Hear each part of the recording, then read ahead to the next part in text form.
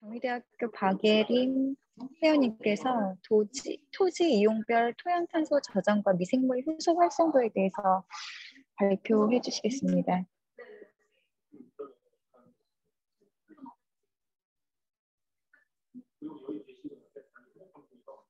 박예림 회원님 계신가요?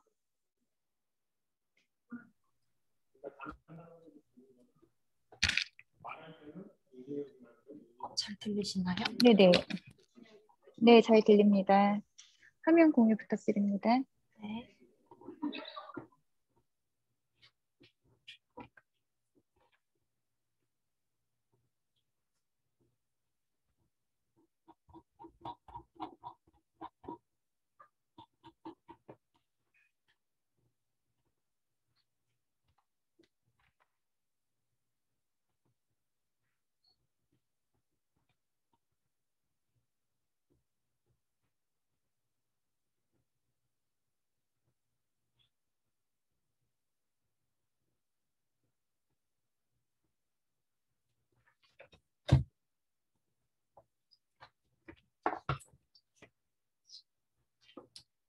시작하면 될까요?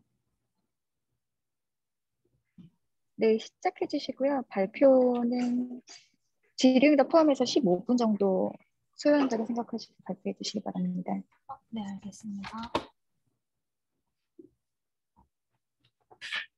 저는 오늘 토지 이용별 탄소 저장과 미생물 효소 활성도에 대해서 발표를 하는 박예림입니다. 우선 전 세계적으로 탄소 중립이 하루에 오르고 있고, 이건 이제 탄소 배출량과 흡수량이 같아지는 걸 뜻하는데, 탄소 흡수는 이제 생태계를 베이스로 하고 있습니다. 그래서 이제 대기 중 이산화탄소는 식생을 통해서 토양 내에 저장되기 때문에 토양 내에 저장된 탄소를 관리하는 것이 기후변화를 완화시킬 수 있는 정책이 될 수 있습니다. 이에 대한 것으로는 이제 2015년 파리기 협약에서 출범된 이제 포퍼멜이 있습니다. 이는 이제 토양 내 탄소 추정량을 매년 0.4%씩만 늘려도 이산화탄소 증가를 크게 줄일 수 있다는 것을 의미하는데, 따라서 이제 토양 내에 탄소를 저장하는 것이 효율적인 기후변화 완화 수단이 될 수 있다는 것을 의미합니다.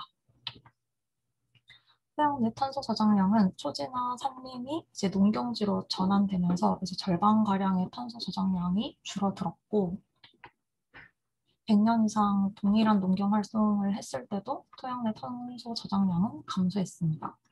하지만 토지 관리 방안을 바꿨을 경우에도 충분히 탄소 저장량을 증가시킬 수 있기 때문에 토양 내 탄소 저장량을 증진시키기 위해서는 탄소 저장량과 변화량을 파악을 해서 이제 어떻게 관리를 해야 토양 내 탄소 저장이 증진될지를 알아봐야 합니다.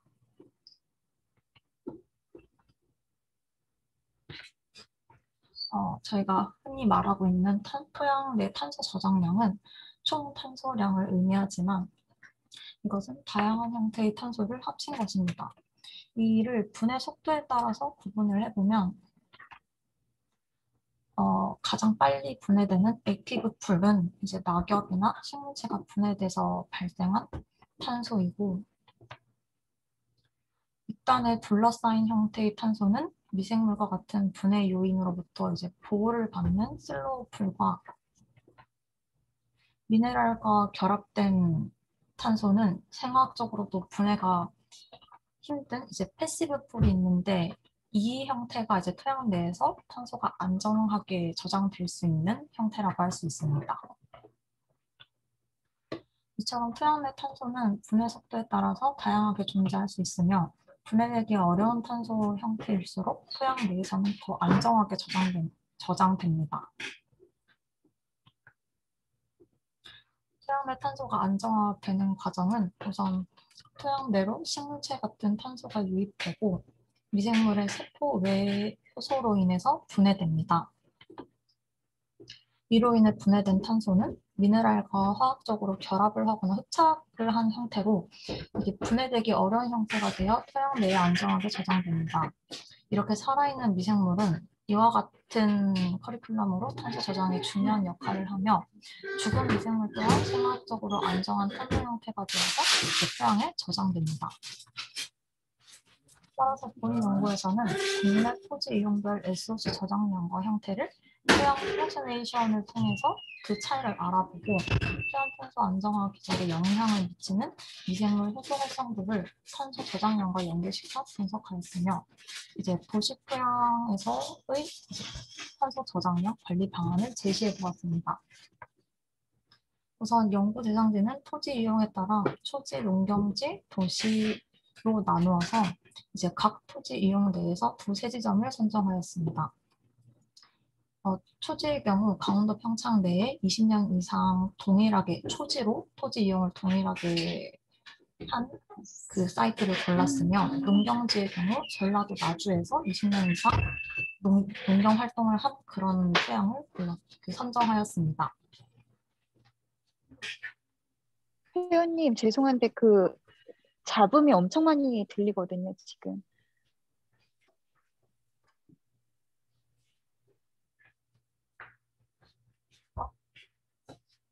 괜찮아졌나요?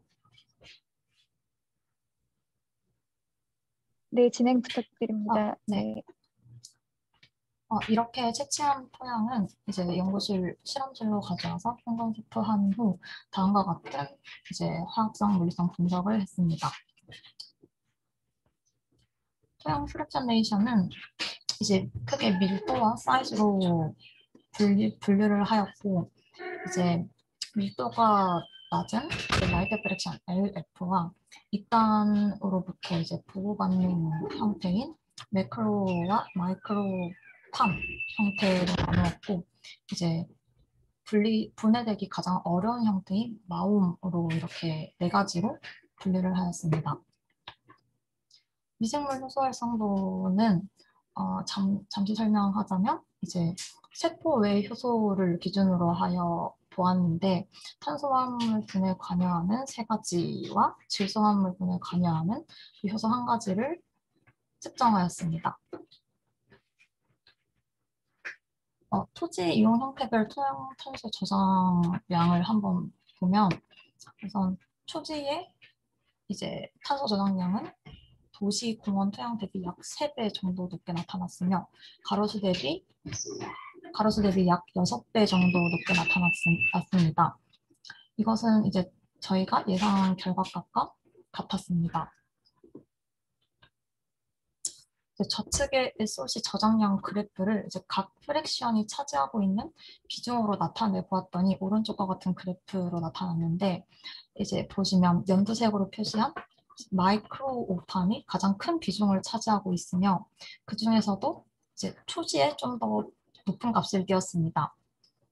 저장된 탄소의 주된 형태는 그 연두색과 초록색으로 이제 안정된 형태로 저장이 된 마이크로팜과 이제 마움으로 나타났습니다. 가로수 토양은 초지, 농경지, 도시공원 대비 그 비중이 작게 나타났는데 이것은 이제 가로수 토양 환경 내에 있는 이제 총 탄소 함량도 적지만 안정화되어 저장되어 있는 그런 탄소 형태의 비율도 작기 때문입니다.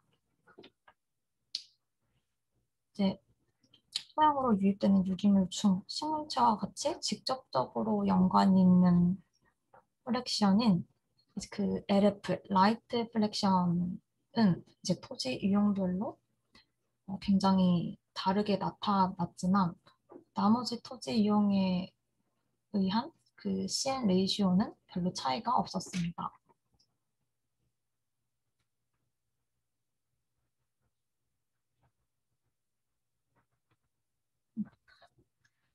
토지 이용에 따른 미생물 효소 활성도 결과 중 좌측 그래프는 탄소와 관련 있는 미생물 효소 활성도로 탄소 저장량 순서와는 조금 다르게 나타났습니다. 오히려 탄소 저장량이 가장 작았던 가로수 토양에서 효소 활성도가 높게 나타났습니다.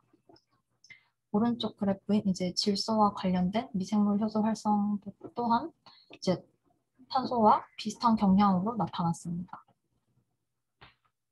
따라서 이제 단위 SOC랑 효소 활성도를 한번 보았는데, 총 질소도 포함해서 이제 두 개를 다 보았는데, 그 SOC당 효소 활성도는 유의미하게 차이는 나지 않았지만, 이제 가로수와 도시공원은 일단 저장되어 있는 탄소량 자체가 굉장히 적었지만 이 값이 높게 나타난 것은 이제 그 미생물이 계속해서 그 유기물을 분해해서 먹이로 하여 생존을 해야 하기 때문에 이제 효소 활성도가 높게 나타났기 때문에 다음과 같은 결과가 나온 것으로 사료됩니다. 따라서 이 도시 토양 생태계는 탄소가 저장되는 과정이 아니라 계속해서 분해될 수 있음을 의미합니다. 총 질소량 대비 이제 그 효소 활성도 또한 굉장히 유의한 차이가 나타났는데, 질소량 또한 현재 나타나진 않았지만 총 질소량 또한 가로수와 도시숲에서 초지와는 8배, 농경지와는 약 2배 정도가 차이가 날 정도로 낮게 나타났습니다. 따라서 다음과 같은 결과가 나타났습니다. 이제 종합적으로 결과를 되짚어보면 초지는 토양탄소 저장량이 가장 많은 토지 이용 형태로 나타났으며 이 총 토양 탄소량의 85% 이상이 안정한 형태의 탄소로 나타났습니다. 탄소 저장량 대비 미생물 효소 활성은 농경지, 가로수, 도시공원보다 상대적으로 낮게 나타났습니다.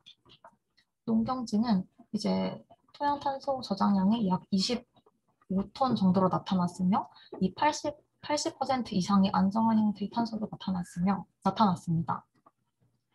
탄소 저장량 대비 미생물 효소 활성은 가로수, 도시공원보다 상대적으로 낮게 나타났습니다.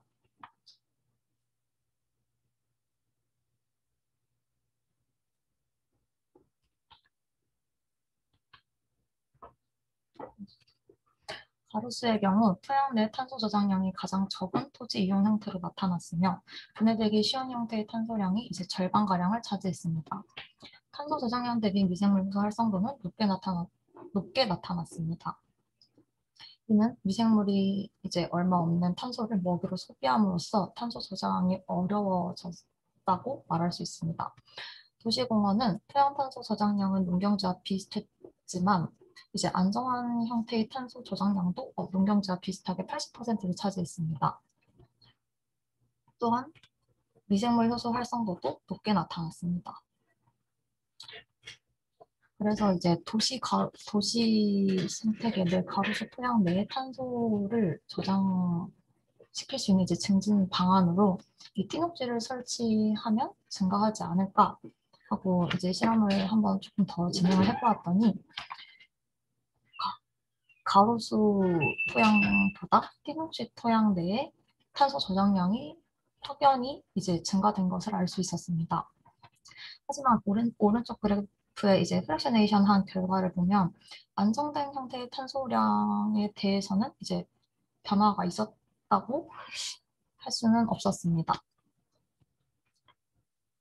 이제 결론적으로 이제 안정된 형태의 탄소량이 높을수록 토양 내 탄소 저장량은 높게 나타났고 탄소 저장량 대비 미생물 효소 활성도는 도시 토양에서 높았으며 이는 향후 탄소 저장량 감소로 이어질 수 있음을 시사합니다. 또한 가로수 토양에 띵업지를 조성함으로써 토양 내 탄소 저장량을 증진시킬 수는 있으나 장기적으로 안정한 형태로 저장될지에 대한 여부는 지속적인 모니터링이 필요한 것으로 보여집니다. 감사합니다. 네, 감사합니다.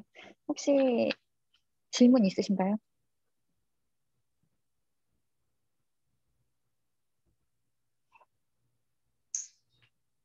질문 없으신가요? 지금 발표하신 것 중에서 안정한 형태의 탄소라는 단어를 많이 쓰셨는데, 네, 기온이 올라가면 탄소에서 나오는 이산화탄소 배출이 좀, 메탄이라던가 탄소의 배출이 좀 늘어나잖아요. 네. 네, 그런 것들이 고려되어 있는 단어인가요? 안정한 형태라는 게 다시 재배출이 거의 없을 것이다라는 음, 의미를 담고 있나요? 어, 그런 게 아니라 여기서 말하고 있는 안정한 형태의 토양 탄소라고 하는 거는 이미 토양 내에, 그러니까 어, 미생물을 고려하는 게 아니라 그냥 토양 음, 자체에 탄소가 달라붙어서 더 이상 이게 변화가 되지 않는 그런 형태의 탄소를 말하고 있습니다. 혹시 기온에 따라, 네, 네, 네. 제가 조금 보충 설명을 하면 안정한 형태라고 하는 거는 그러니까 총탄소라는 거는 아까 말했지만 금방 분해되는 탄소도 있고 오랫동안 저장되지 않는 탄소도 있잖아요. 이렇게 뭐 예를 들면 미네랄이랑 유기물이 결합이 돼서 미생물이 분해가 되지 않는 형태인 경우에는 수백 년 동안도 탄소가 분해되지 않고 토양에 그대로 남아 있을 수 있거든요. 그런 경우에 네네. 우리가 그것을 안정한 탄소라고 하고 지금 질문해 주신 것처럼 이제 이런 탄소들이 뭐 기후 온도가 더 올라간다든지 다른 조건이 바뀌었을 때 분해가 안 되느냐 이걸 물어보셨죠. 그렇죠? 네네. 네, 네. 상대적으로 훨씬 덜 분해되는 거죠. 물론 온도가 올라가서 조금 더 분해될 수 있는 확률이 높아질 수는 있지만 이렇게 패시브하게 굉장히 안정한 형태의 어떤 탄소는 향후에도 수백 년 동안 토양의 탄소 형태로 유기탄소 형태로 저장될 수 있다라는 것으로 이해하시면 될 것 같습니다. 네, 감사합니다. 재미있는 발표 잘 들었습니다. 네, 오늘 세션이 마무리가 됐는데 혹시 아까 첫 번에 발표하셨던 홍재우 회원님은 혹시 발표를 지금 못 하시는 상황인지 확인하고 싶은데요. 아까 이금민 회원님께서 좀 아시는 것 같은데 답변해 주실 수 있나요?